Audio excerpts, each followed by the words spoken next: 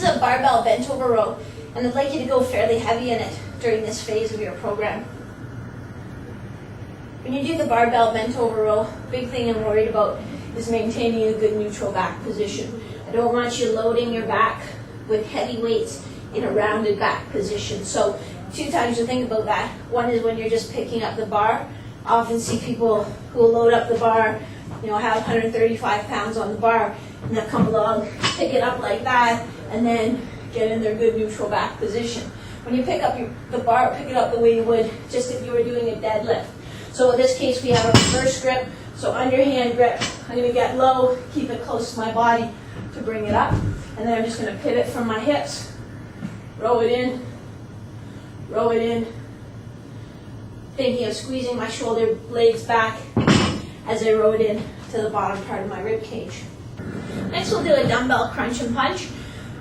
So we'll go one arm at a time, and what we're trying to get is that pec muscle, so anterior deltoid pecs, working right into the oblique system of the abdominals. Get them working together in a chain, the same way they would, in throwing or in lacrosse, coming across like that. So we just take our normal bridging position, except this time we're in a crunch position, so the ball isn't up under our shoulder blades. We're free to crunch and punch. And I'm punching to about the midline of my body. So from the side, I'm here.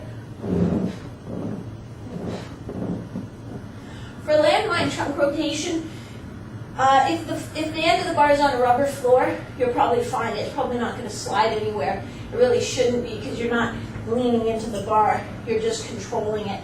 You can always just butt it up against the wall. Just make sure you're not digging up the wall. Your gym manager won't be happy with you. But you'll start in knees bent position. I'm keeping my hips fairly square. I'm bringing it around to my hip, keeping a strong torso, turning my shoulders and my chest to bring it up and around. My hips can turn a little with the weight. That's fine. Go easy on that one. Don't get carried away. Don't go too heavy. And don't get it swinging around too much. There's a lot heavier than a lacrosse stick or a hockey stick. So think about your load. Think about the specificity of it.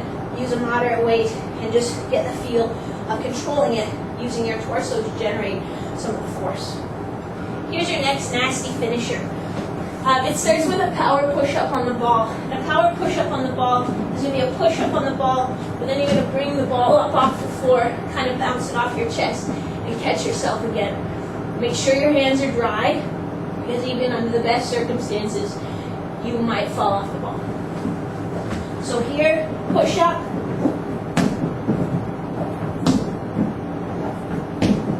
Try not to stick your butt way out in the air. When you come up like that, try to keep a good push-up position, and then you'll catch yourself with that impulse. So you're getting 10 like that, quick ones. Then right away, you grab a dumbbell, and you can go into your standing overhead dumbbell press for 15 reps. That should completely cook your triceps. Probably your shoulders will be really tired as well. From that, you'll go into a body row with your feet on the ball for as many reps as you can get.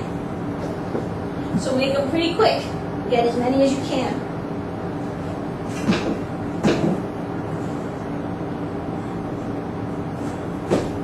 Keeping your body in a nice straight line position. From there, you'll go to the dumbbell rack. You'll quickly grab some pretty heavy dumbbells, and then you'll crank out a nice hard set of biceps curls. Enjoy that one. That's going to be tough. This next one's pretty basic. It's just a 30-degree incline dumbbell bench press. So bring the weights down just till your upper arm is parallel to the floor. Don't let, because you're using dumbbells, don't let it pull you way down.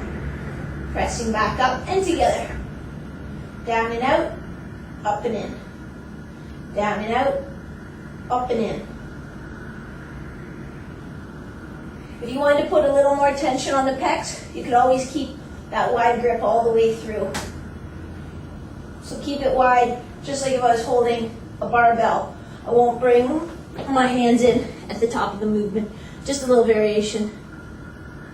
This next one I'm going to use pulley with the rope attachment, and just slide it down so that the rope and the attachment's at one end, and then you have the whole rope to play with.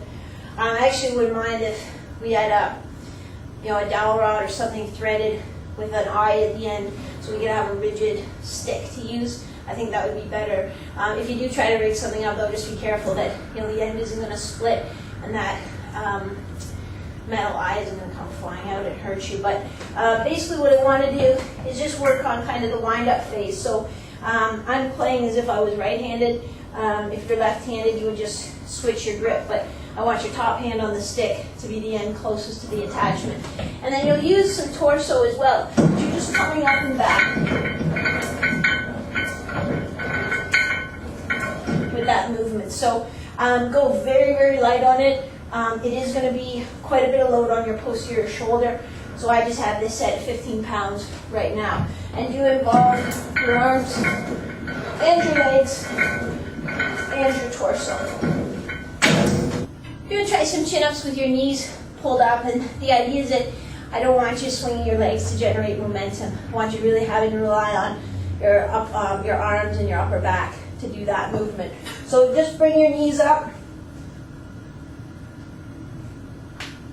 as you go through your chin-ups. And you will feel your abdominals engaged throughout because you're using hip flexors and abdominals to keep those knees pulled up there. Start a little easy, just get a feel for it. It is a bit different.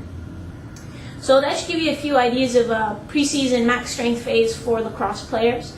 As always, if you have any injuries or you're unsure of proper technique, then you should probably consult either with your sport medicine specialist or a certified strength and conditioning coach to help take you through it and make sure that it really is going to be right for you. But otherwise, if you have any questions, you can email me anytime. I'll put the email and website at the end of this video. And I hope you have safe and happy training. Train hard, you guys.